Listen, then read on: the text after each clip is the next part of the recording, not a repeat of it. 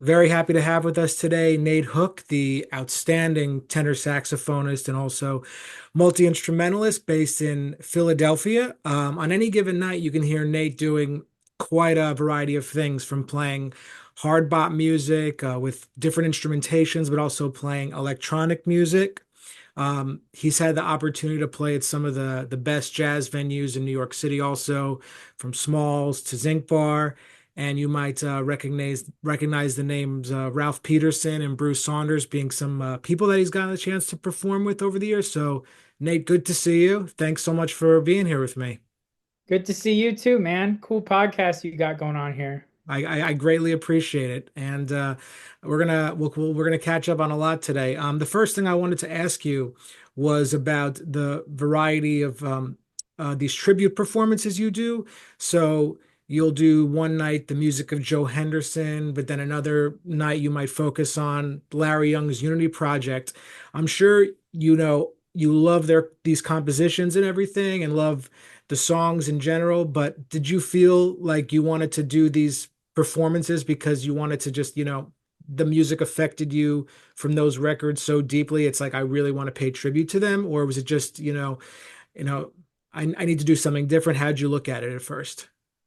Well, every now and then I play at Chris's downtown, which is like a great jazz club in Philly. And when I first moved here, I try to just play all my stuff, and it's like to New York people, I compare it to like smoke. Like people come out, they have a nice cocktail, the food there is really great, and you get what you pay for. So like it's not like a cheap date. It's not like the 55 bar where it's like divey, you go get a beer and just watch someone go in on the most dissonant odd meter stuff you can imagine. It's like people want to hear like some classic sounding stuff. And I think some people, in response to that, I wanted to play music that suited the venue, but I also wanted it to be, I didn't want to phone it in either. Just like some people are like, all right, whatever, we'll just call some standards and who cares. I wanted it to be kind of like, meaningful to me and hopefully to other people. So I just started, like, I had a connection to all the stuff I've done, I have some sort of connection to. So, for example, the Lee Morgan stuff, like, I have a lot of recordings of lessons I took with Mabern from back when I was at William Paterson. And he actually taught us some of the songs that are on that record. So, like, he taught us The Beehive. He taught us I Remember Brit. And then there's other songs on that record that I started to transcribe for myself. Like, for example, Aeon, AON stands for As of Now. That's another Mabern tune. He never taught that to me, but I just transcribed it. And then there's other tunes on that record. Like someone gave me a transcription of the Benny Maupin tune, Peyote, and I transcribed the uh, Jimmy Merritt. A bunch of the songs there are his, like Nomo and Absolutions. So yeah, that was that. And then I kind of like doing, like, I just wanted to do that one thing. And then that kind of went over well. Like people would show up and they're like, hey, I don't know who you are, but like I like this record, so I'm glad you're doing this. I was like, oh, that's cool. Like, great. And I think there's a place for that in jazz today. Like some things seem to be kind of forgotten about. Like we think that with the internet everything is just forever. There's that meme like with the internet everything is forever, but there's actually, I think, huge segments of the jazz tradition that are kind of fading from memory. And I don't know if Lee Morgan's Live at the Lighthouse is one of them, but like I was surprised no one had transcribed those songs before. You know what Yeah, I mean? yeah, well, that's a great point. The only other time I had heard the Beehive played was actually when Harold Mabern played it at the Vanguard, but it was with his trio. Yeah. So to hear you doing that was pretty remarkable. I know the tune is it's easy task to play, and on you listen to the live record, it's incredibly fast, and the tempo just does not move. So do you when you play that song, do you try to go for that same level of just intensity overall and playing long, or you treat it just as you would treat playing your own music? I mean, we tried to be faithful to the record. Like we did everything the same tempos and I mean, I didn't transcribe anyone's solos, but when you listen to a record enough, like it's gonna come through in your playing a little bit. Like I think I'm quite a different player than Benny Maupin, but um I mean, but as far as the head and the tempo and everything else, like we are pretty faithful to the original.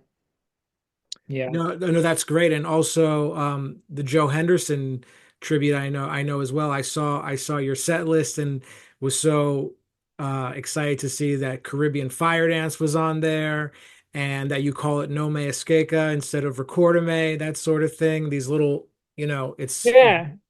You learn a lot doing the research. Like for that one, like I always wondered why that one version was not called Recordame, but apparently like a different record company had the copyright to the song at the time, but Joe still wanted to record it. So Nome Esqueca, I think, is Portuguese for do not forget me. So Recordame is Spanish for remember me. And then so he just changed it to Portuguese, do not forget me. No, And it's that's like, so cool. And you've got an opportunity to do some of these great performances and to also kind of go outside of the, hard bop or straight ahead jazz and play electronic music. So you're definitely doing what you want to do artistically. A lot of artists look at the so to speak, the success when it comes to the commercial appeal of other genres in terms of, oh, the number of views or streams you might get on something. So, as a jazz artist, what does success mean to you at this point in your life? oh, I mean, I think, I was thinking about this, like you asked me to be on the podcast. Like there's this quote that gets thrown around the jazz world a lot, like take care of the music and the music will take care of you. And I think like that can be analyzed in like a number of different ways. So I think Dizzy Gillespie originally said that. I don't know the full context, but I remember Tyshawn Sorey bringing it up in an interview that he gave, and he meant that kind of financially. Like I'm just going to worry about the music and the money's going to work out. And I actually think I think about it in one level deeper because from like 2019 basically till now, like with the lockdowns and stuff, I kind of changed careers. Not careers, but like I got a teaching certification, got a full-time teaching job. Um, so I was, and with the lockdowns, like nobody was playing in 2020. But then, I was doing a bunch of stuff, like making moves in that realm. Like basically, what does success look like? Success looks like is playing the music that I want to play and not being homeless. So, No, which, that's great.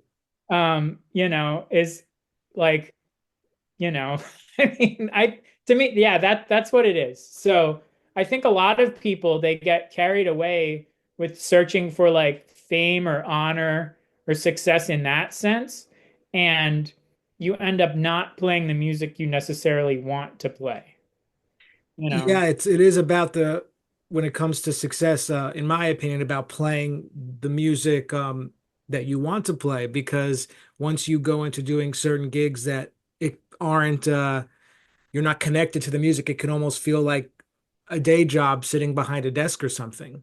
Yeah, yeah. I mean, like I've always kept gigs separate, like ones that make money from ones that really fulfill me, which, there's probably someone else you might have on might think differently, which is fine, but this is the way I think about it. Like, I mean, you're not going to pay your bills playing Lee Morgan's Live at the Lighthouse.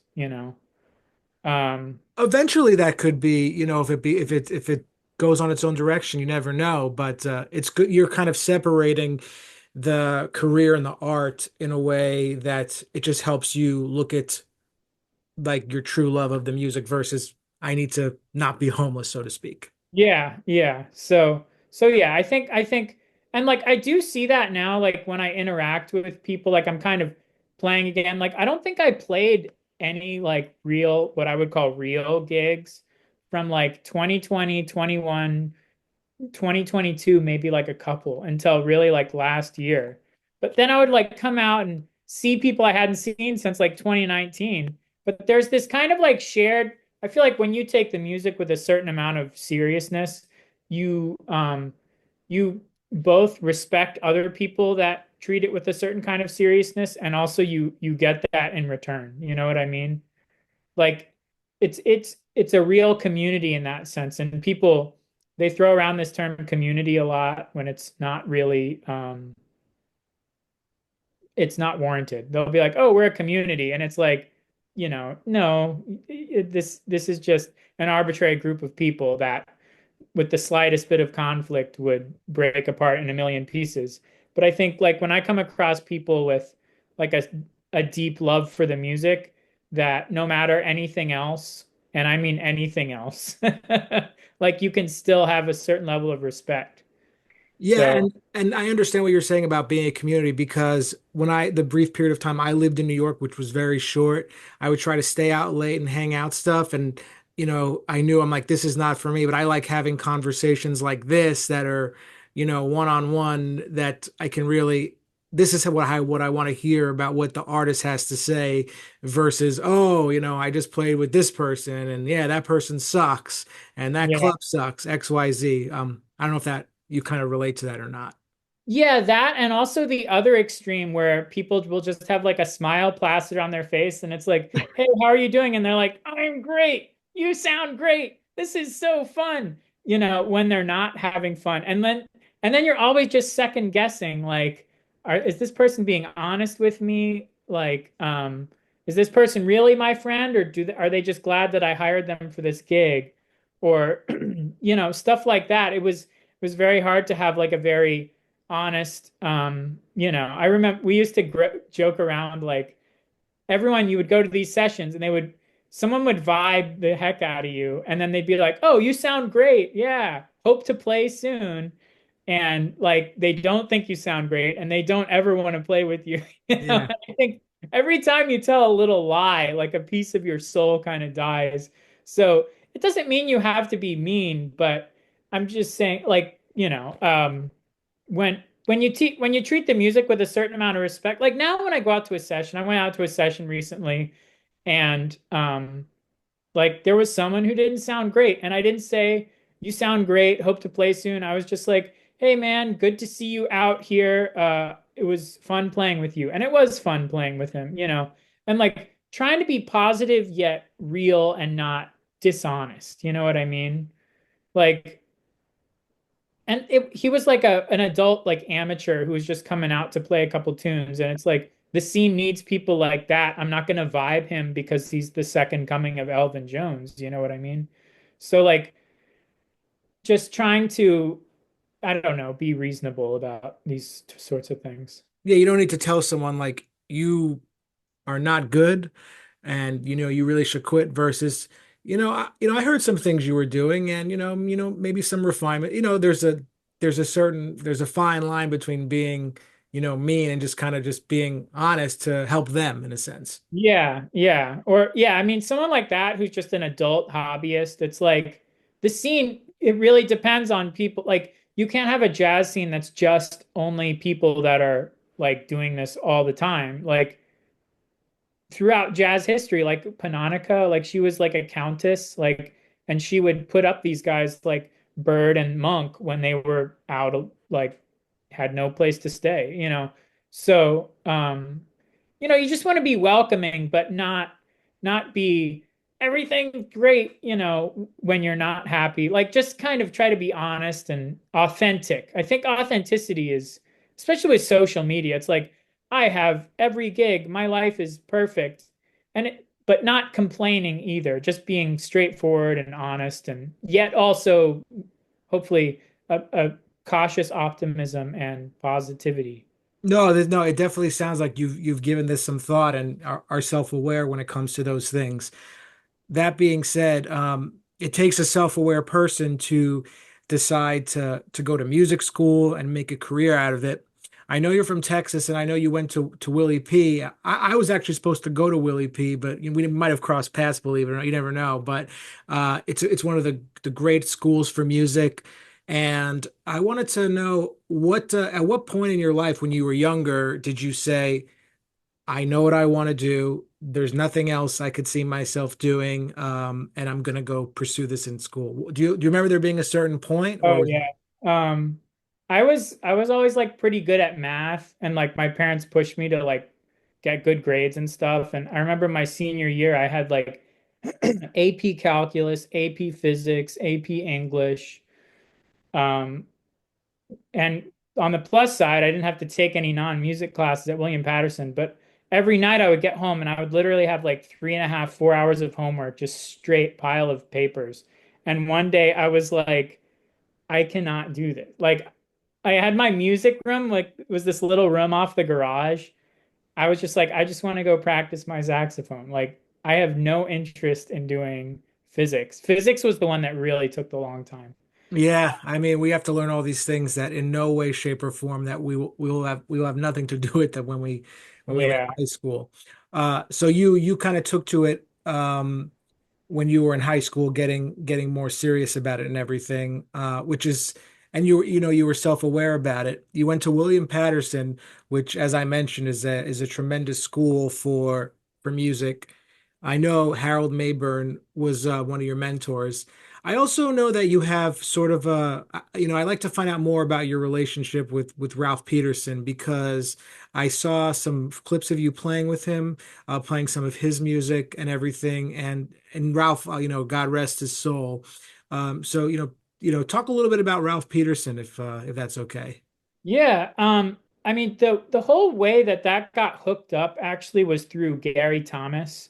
So I think I had a friend who lives here. Well, I have a friend who lives here in Philly named Gustin Rudolph, really great drummer. You went to And Rutgers, right? yeah, yeah. Mhm. So I had a piano teaching job near Rutgers while I was at William Paterson. So I would go and hang out at the Rutgers jam sessions, and I got to know like some of those guys at Rutgers, and Gustin was one of those people. And we played a lot together during those years. And he was taking like lessons with Ralph. And I know Ralph was teaching at Berkeley. So Ralph would do these things where he would like show up at Rutgers and then Gustin would kind of arrange like 8 to 10 people to all take lessons with him in a row to make it worth his time.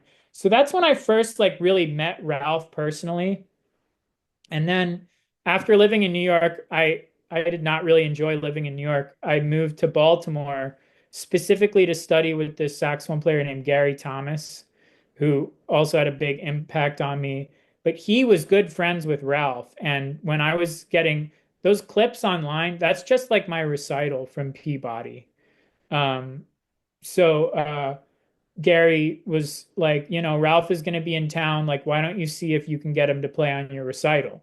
So that's what it was. But I had taken lessons with Ralph 3 or 4 times before that. And then I picked a couple songs and he gave us a couple songs. It's funny. There's one song of his we did. I can't remember it. The It Art of was War. well, no, there's one we did that I didn't post because it was Oh, like we got lost. Like he always called it a prison without walls. It was like, gosh, I'm kicking myself for not remembering, but like it was like this very difficult rhythmic figure, and you could stay within it and kind of be like stuck. And he was like, "Hey, you can do whatever you want." Like he was like, "It's a prison without walls." Like Ralph was the king of teaching with metaphor. Like I remember he would talk about like playing a solo and we were working on interaction. And so all I was doing was interacting and he's like stops and he's like, eventually, like you got to just run down the field and score a touchdown. Like he had a metaphor for everything that would just explain everything perfectly. Or one time he put on a record, it was Joe Henderson Isotope on the Power to the People record with like Herbie Hancock. I think it's Herbie, Ron Carter, and Jack DeJohnette. And like they turn the beat around and Joe Henderson comes in, he's like beep, boop. And Ralph was like, this is like a boiling, simmering pot. And like Joe, he needs to just poke his finger in and see if it's like safe to come in. And like he was just such a good teacher about helping you understand jazz, not in purely technical terms, but in human uh, terms, which, I think like few teachers I've ever had that kind of gift. Or like even before we played my recital, he's like, all right, I have three ways of playing: jacket on and buttoned, jacket on but unbuttoned, or jacket off. And I was like, how about jacket on but unbuttoned? And he's like, okay.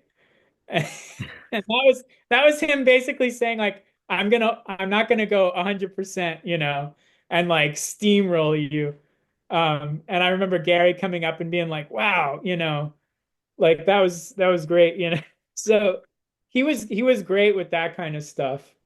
Like few teachers I've ever come across really think about jazz in such like human terms. And I think you start off there, like when you're a kid. It's funny how you start. Like when I was a kid, I loved Charlie Parker and playing fast. Like I did a jazz camp and all I knew was the blues scale and I would just play it as fast as possible.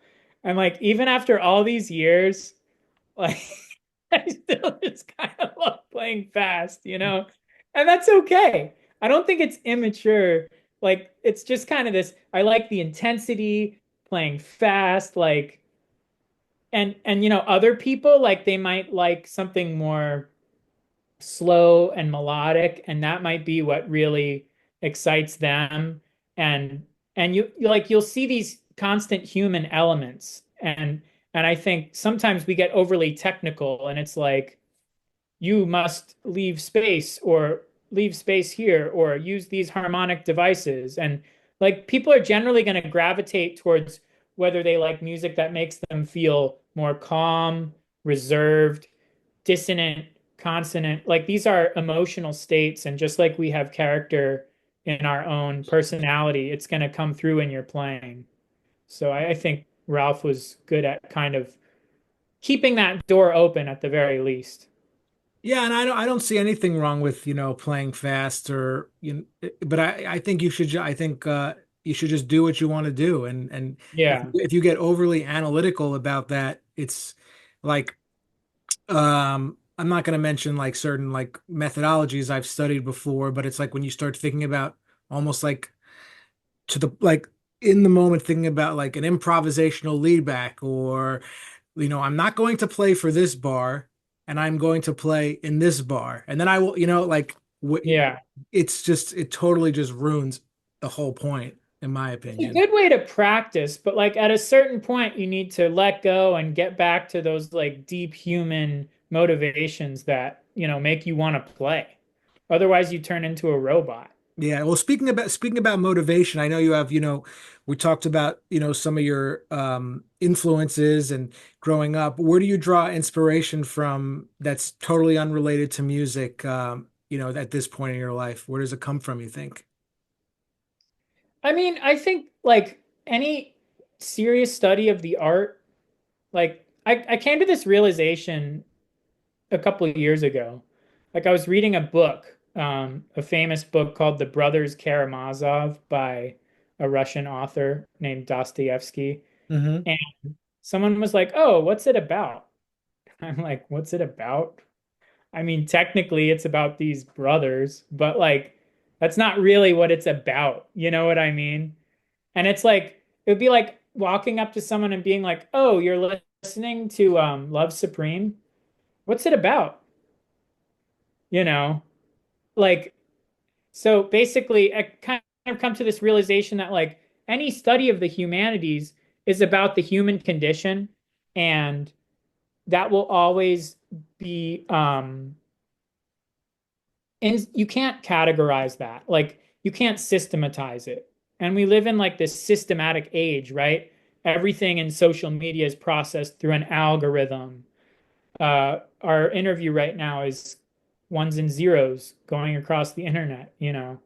But really like the human condition and like the big questions of life, it's never going to be.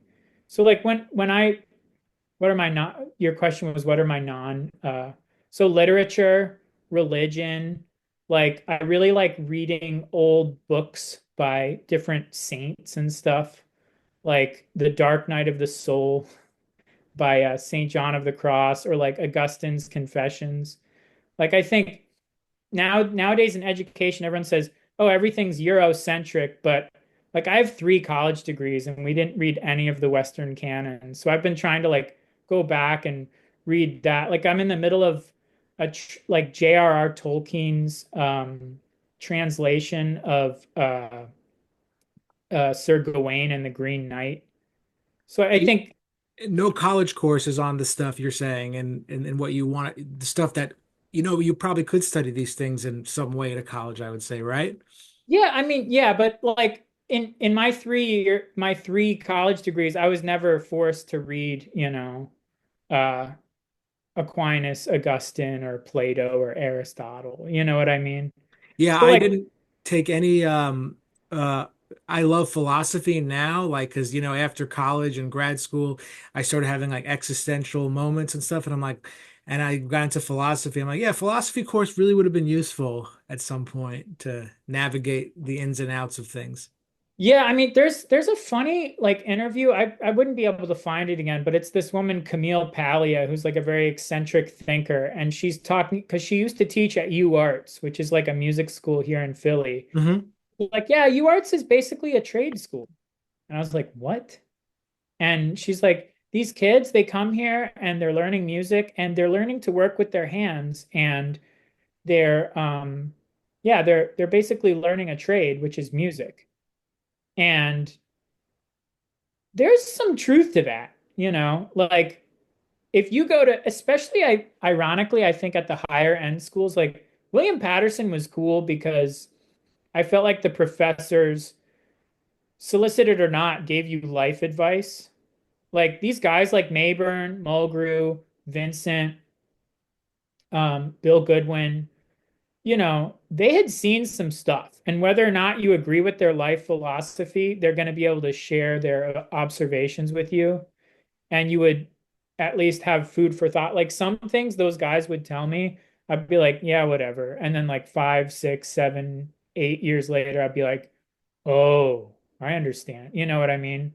Yeah, So, yeah, and it's when you say those names, it's like, Mulgrew and Harold Mabern, getting a chance to be mentored by them. It's such a privileged position. What's the, if you were to give someone advice who wanted to think about a career in music, what's the most valuable thing you think you could tell them? like they've already decided or they're thinking about it. Let's do their thinking about it. They're thinking about it. I would say, I mean, just understand that you you can get anything you want, but you can get anything you want, but you will have to make some kind of sacrifice.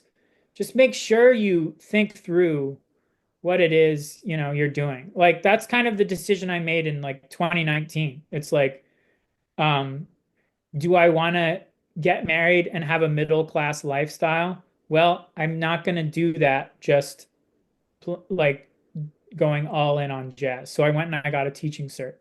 Other people, they're like, I'm going to get a college job. So the sacrifice you may have to make for that is moving around the country or internationally to get a full-time job. No, I don't Or think maybe, there's anything wrong with, doing that sort of work. One of my close friends who he's such a heavy musician. He's a music teacher in the public school system, and we always talk about, the how he gets his, benefits, and he has that steady paycheck, but it does not affect his ability to go out at night and play jazz whatsoever. If anything, it kind of like makes it more like an escape in a sense, and bring more to that, like, bring something else to the music, like, oh, I have this other, almost not an alter ego, but it it's definitely does. I mean, it definitely does come in the way. Like I went out to a jam session on Monday, and like the rest of the week, I'm like, oh, I'm like drinking extra coffee to make up for it. that's So just called getting older, I think. So I mean that's what I would say. Like, if you really want to pursue the art to its nth degree, like you're gonna maybe have to make other sacrifices. I think back to all my professors, and just to frame this in a positive way, Harold Mabern was the only one I know, like of all my professors who like got married and stayed married. Yeah, that's definitely something to be said. Well, Nate, I want to thank you. It's good to see you. I mean, I'd love to do this with you again, in the future. And I think you have a lot to say, musically and just talking and everything. And just want to thank you for being here. Yeah, well, if you're out, where are you, Central, South Jersey? I'm in Central Jersey now, yeah. But I make my way over to Philly every now and then. But Not too it's far apart anymore. no, no, definitely not. Yeah, well, let's link up one of these days. Absolutely.